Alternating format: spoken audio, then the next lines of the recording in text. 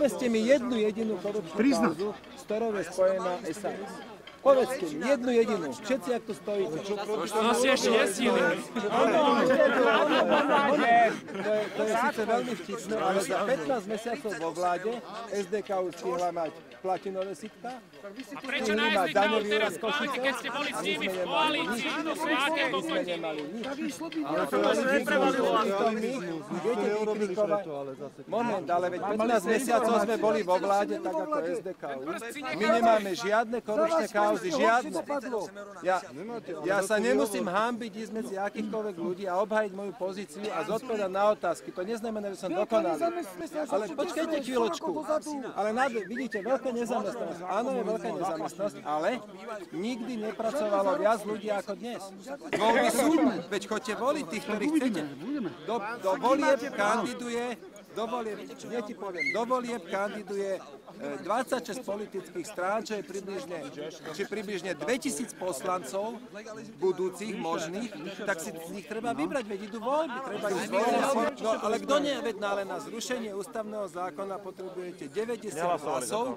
My sme hlasovali za, smeráci nehlasovali za, nebolo 90 hlasov. On je tak korupčný, akože niečo musíte ale na ňom rozumiete, mať. že keď raz je pravidlo, že na zrušenie amnestii musíte mať 90 hlasov, naše tam boli všetkých našich 18 hlasovalo za. A tí ostatní, však neboli ste kompletní. Ale neboli ste kompletní. Chýbali hlasy Smeru. Ale aj tak ste neboli. Koalícia mala 79. Ale nebolo ani 79. Ale neviem. No, však jasné. No. Ja si to nepamätám presne. Možno, že 1-2 chýbali, ale podstata je, že Smer odmietol hlasovať. Pokým sa to nezačne od Mečiara, tak sa to nič nespraví. Ako. To tam musí odtiaľ začať. A tam sa to musí ako vyčistiť. Nezabudnite na trnku. Ja som odborár na ženci. Zdravím vás. A ja vás zdravím. Bolo slúbené ženčárom, že skrátka každý zamestnanec, ktorý bude prepustený na ženci, bude mať prácu, zabezpečnú prácu. Áno, železničiar. Sú na ulici ako bezdomovci. Ja vám poviem, a exekúcie berú im majetky, domy, byty, záhrady. To je korp z rodečia a podporujú ešte, viete. Ľudí na to naše posledné referendum, kde sme mali 5 otázok a to asi tiež viete, že jedna z tých otázok bola priestupková imunita. A ja 100% som presvedčený, že práve kvôli tomu, že sme to referendum urobili, aj keď nebolo úspešné, tak si pred niekoľkými týždňami poslanci tú priestupkovú imunitu zrušili. Ináč by sa to... Dobre, bola otázka.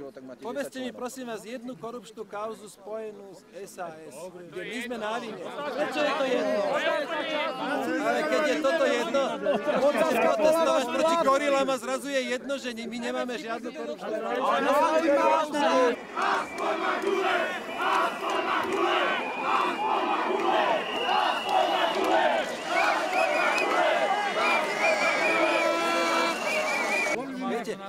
Ja nemôžem byť zodpovedný, alebo strana SAS nemôže byť zodpovedná za všetok sveta, čo existuje. Sama špina je tu. Po 20 rokoch je tu špina, sama bordel je tu. Jak v Rumunsku a Bulharsku. Sami bordel je tu. Potom tie peniaze kde idú? Keď 4 roky ste tam mali byť. No momentík, čo dostávajú politické strany? Áno, tak ale to bolo rozdelené na 4 roky. Ale oni to dostávajú postupne, to nie, že dostali všetky peniaze na 4 roky, nie. To nevadí, ale ide o to, že vy keď podpíšete zmluvu s telefónnou spoločnosťou s Barským, tak 2 roky tam musíte byť, no? A vy ste tam není, nebudete to tam sme, ale tie peniaze od štátu, ktoré dostávajú politické strany, to nie je tak, že dostane na celé 4 roky naraz, to dostáva postupne a keďže je volebné obdobie kratšie, tak my ešte zvyšné peniaze nedostaneme, my sme dostali iba približne polovicu peniazí. Dobre, ale tie 2 roky zase, keď už napríklad skončíte, budete robiť druhú robotu. Dostali sme alikvotnú časť. Tak ale dvakrát dostanete tie jedny peniaze. Nedostaneme dvakrát tie jedny peniaze. Keby ste sa ma spýtali na moje veci, tak sa môžeme dohodnúť, môžeme si povedať, môžeme sa na to pozrieť. Ale ja mám najchudobnejšiu vrstvu ľudí.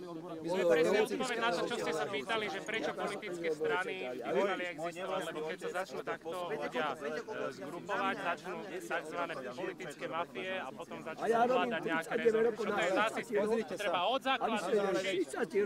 Ani si ma nevšimel, že robím odbory. Chcel by že nás kancer vyhodil. Korupčnú kauzu, ktorú mala SAS. A bolo ticho. Samozrejme, že nemáte korupčnú. Majú, ale je to stať aj... Moment, je to samozrejme, ale je to aj rozdiel v ostatných stresách. prečo potom házete všetky strany do jedného koša? Ste mladá strana, ešte sú keď niekto dostali. To som to vysvetloval.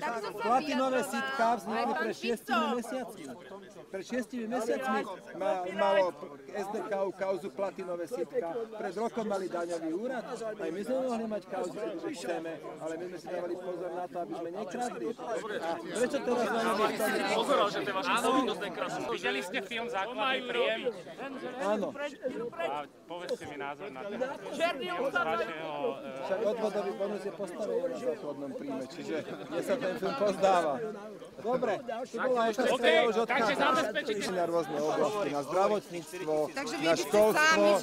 No ja sám by som určite dokázal menej, ako keď sme partia niekoľkých ľudí. Ale partia, každý by šiel sám za seba. No dobre, ale prečo nemôžeme byť, je to ústavné právo sa moc politicky združovať, to môže aj vy to môžete spraviť. Dobre, ale že predseda a predseda si povie, že Ja som si pred 3 rokmi povedal, že neexistuje taká strana, ktorá sa mi pozdáva a založil si vlastnú a oslovili sme dostatočne veľa voličov.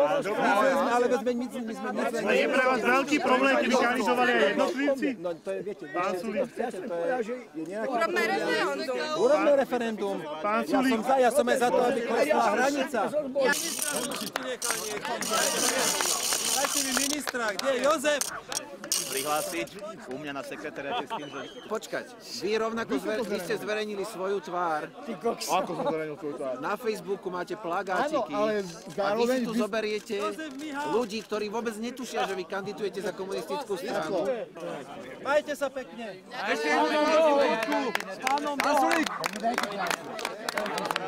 My sme sa naviazali, že nikdy nebudeme vstupovať s vystačkami, keď je občanskú aktivitu.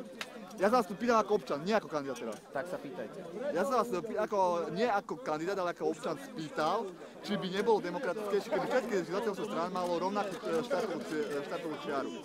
Sulík dal do toho peniaze, Droba dal do toho peniaze, Boskovič dal do toho peniaze. Všetko členovia tejto strany, ktorých si môžete pozrieť buď na kandidátke, alebo na našej web stránke. Áno, a našli sa toľko peniazy vlastne? Nie sú to bohatí ľudia, ktorí si na to zarobili svojimi vlastnými silami, čo ale komunistovi nevysvetlí. Jasné, jasné.